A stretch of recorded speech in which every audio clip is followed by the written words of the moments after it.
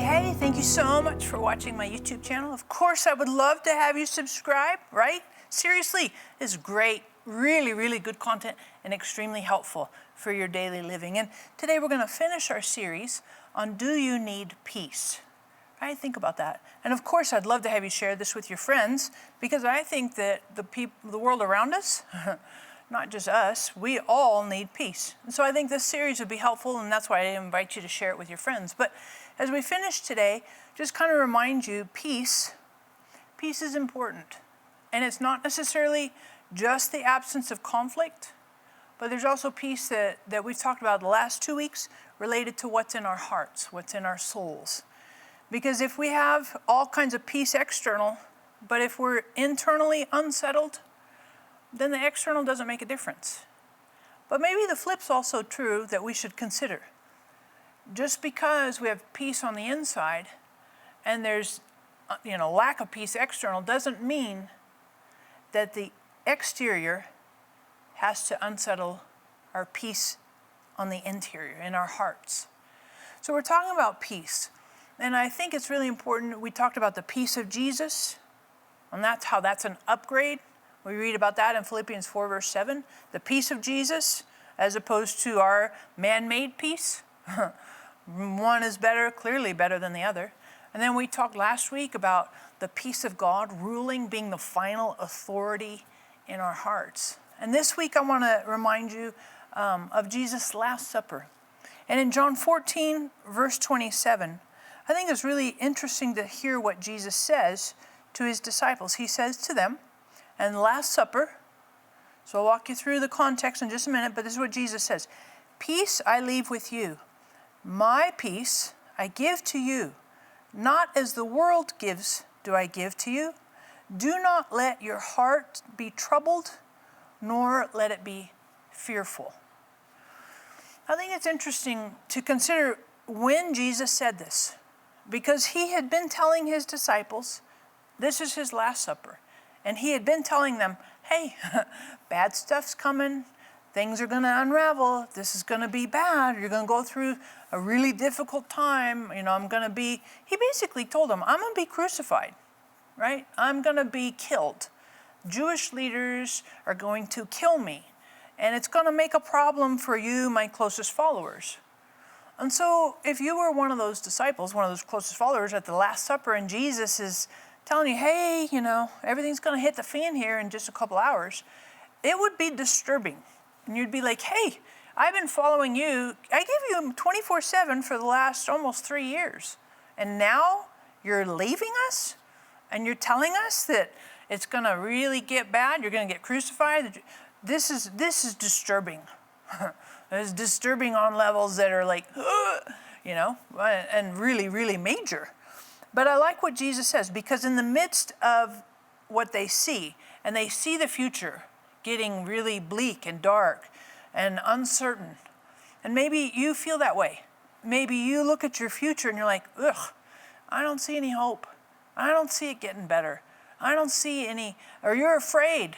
Maybe you're kind of one of those worst case scenarios where you plan, and you just think, I'm looking and I'm down the road, it's going to, And Jesus says, in the midst of that anticipated disaster and the fear and kind of all the anxiety that goes with that, Jesus says to you and to me, peace I leave with you, my peace, Jesus' peace. Jesus gives us peace, which means for you and me, let's keep our hands out, right? Let's be receivers. Jesus, you have peace and you're giving it to me, then I am here with my hands out, eager, ready to receive your peace. And maybe when you go through seasons and experiences that are so unsettling, and you're like, ugh, bad things, I see bad things, and you're anticipating, I got a job interview, I got this final exam test, and I'm nervous, and maybe it's time to physically put your hands out, close your eyes, and say with your mouth, actually with words, I receive your peace, Jesus. Jesus, I receive your peace. And take a couple minutes, just take some deep breaths, and receive into your heart Jesus giving you peace.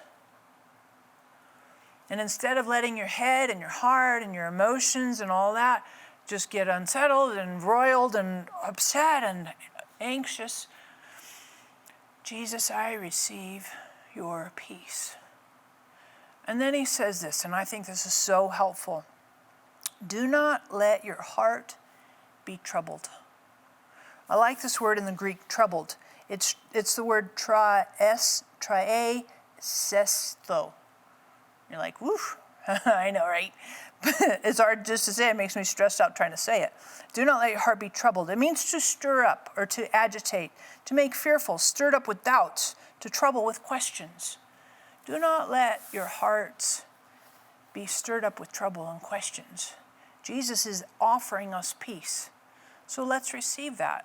And he also says, do not let your heart be fearful. And it's interesting because this fear in the Greek is often the word phobia, right? We have acrophobia, fear of the outside or whatever, all kinds of fears, phobia. But this one in the Greek is different. And it's the word deliato. And it means to be cowardly or trembling. It means timidity. And what happens is when we get in situations or we have anxiety in our souls, it causes us to be trembly. That happened to me the other day. I was playing pickleball with some friends and I was trembly. I was anxious. The reason why is because they were all way better than me. I was kind of the apprentice trying to take lessons and my paddle is shaking. And I'm like, hey, this is that word, deliato. And I was like, hey, you don't have to do that, Sarah. You can receive Jesus' peace. And I bring this to your attention because I think we can choose to receive peace and let go of. So it's receiving, but let go. And maybe for you today, right now, maybe you need to reverse that. Maybe you need to let go of fear, timidity, trembling. Maybe you need to let go of that. Maybe you need to turn your hands down and let go of being worried or troubled, having fear, stirring up doubts, questions. Let go. And maybe that's what I would invite you to do as we finish this series over this last month, that you let go. I'm going to let go of the things that trouble me. I'm going to let go of the things that cause me to be timid and trembly. And I'm going to open my hands to receive Jesus' peace. Jesus is giving us peace, and we get to receive it. So let's let go, turn down the hands, let go of what's troubling, let go of what causes fear and timidity, and receive. Open up our hands and our hearts to receive Jesus' peace. And I encourage you today, maybe just those simple actions. When you find yourself in situations or maybe you find your emotions that are kind of freaking out, maybe there's internal conflict, maybe just take a moment and do some of those physical actions. Let go and receive. And maybe you close your eyes, like I just said, and say, Jesus, I receive your peace. Because truly, Jesus' peace is an upgrade to anything that we could ever figure out in our natural efforts, our natural thinking, natural behaviors or choices. Jesus' peace is the final upgrade, our final authority, and also protects our heart and mind. And it is available to us because Jesus is giving it and offering it to us to receive open-handedly. So let's let go and let's grab on to what Jesus has for us with his peace. So thank you for watching. Thank you for subscribing. Hit the notification bell right there. And I would ask you to think about this question.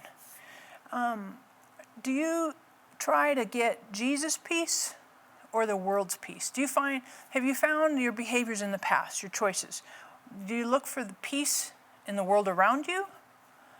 Or has this series kind of challenged you to receive Jesus' peace? So making choices, what are you choosing?